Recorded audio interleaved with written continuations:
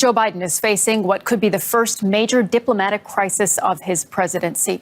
Moscow has recalled its ambassador to the U.S. for consultations after Biden confirmed he thought Russian President Putin was a killer. The U.S. president was speaking in an interview with ABC News. He also promised to hold Vladimir Putin accountable for meddling in the U.S. elections. Director of National Intelligence. This was the interview that galvanized two huge nations, the U.S. and Russia, when in an exclusive interview with ABC News, George Stephanopoulos asked President Joe Biden. So you know Vladimir Putin, you think he's a killer? I do. So what price must he pay? The price he's going to pay, well, you'll see shortly. The interview comes as the United States is thought to be preparing new sanctions against Russia for its meddling in the election.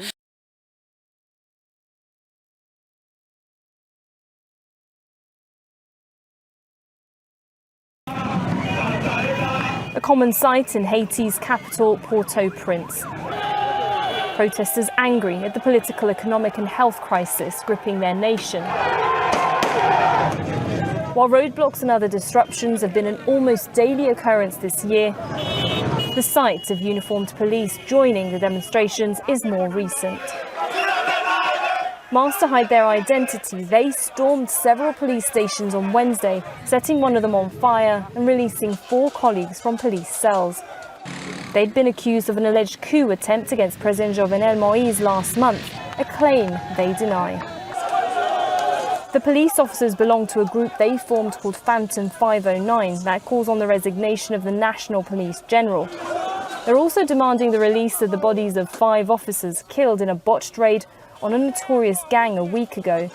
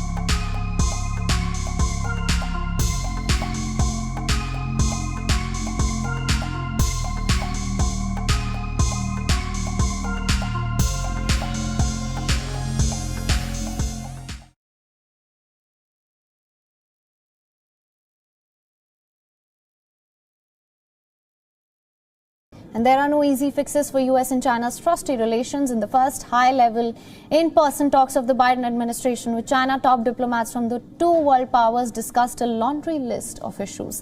Both sides diverged broadly on the matters on table. In this unusually blunt public remarks at the meeting, U.S. Secretary of State Antony Blinken said that U.S. is deeply concerned with China's actions. And Blinken was referring to Xinjiang, Hong Kong, Taiwan, cyber attacks on the United States, and economic coercion of his U.S. allies. Now, the U.S. is looking for China to change its behavior if it wants to reset sour relations.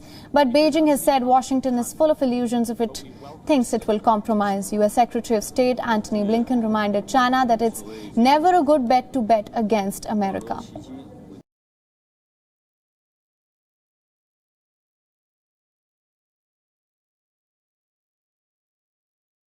Portland's defunding its police department may have backfired. In Oregon, Mayor Ted Wheeler is now asking for $2 million in emergency funding to deal with the surge in gun violence. An op-ed in the Washington Examiner notes that the city's murder rate has increased 2,000%. That is sad. And says, quote, "This is what happens when people who are tasked with actually running a city embrace ridiculous ideologies to please activists. I would say that Portland residents deserve better, but this is the leadership they chose for their city," end quote.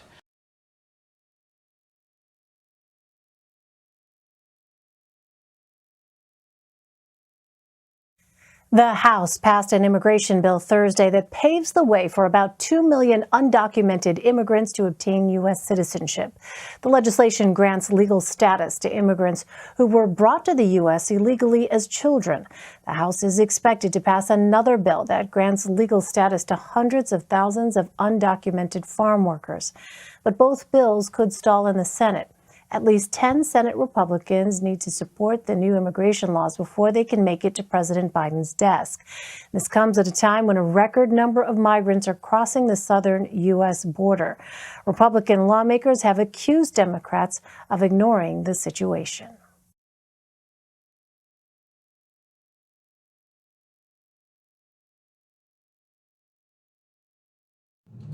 Samia Suluhu Hassan. Tanzania's first female president was sworn in on Friday, following the death of John Magufuli. Samia Suluhu Hassan was sworn in at State House in the commercial capital Dar es Salaam. She is the East African country's sixth president since independence from Britain in 1961. Hassan is also the country's first head of state from the semi-autonomous Zanzibar archipelago. Tanzanian politics have traditionally been dominated by politicians from the mainland. Described as a softly spoken consensus builder, Hassan's leadership style is seen as a potential contrast to brash populist Magufuli.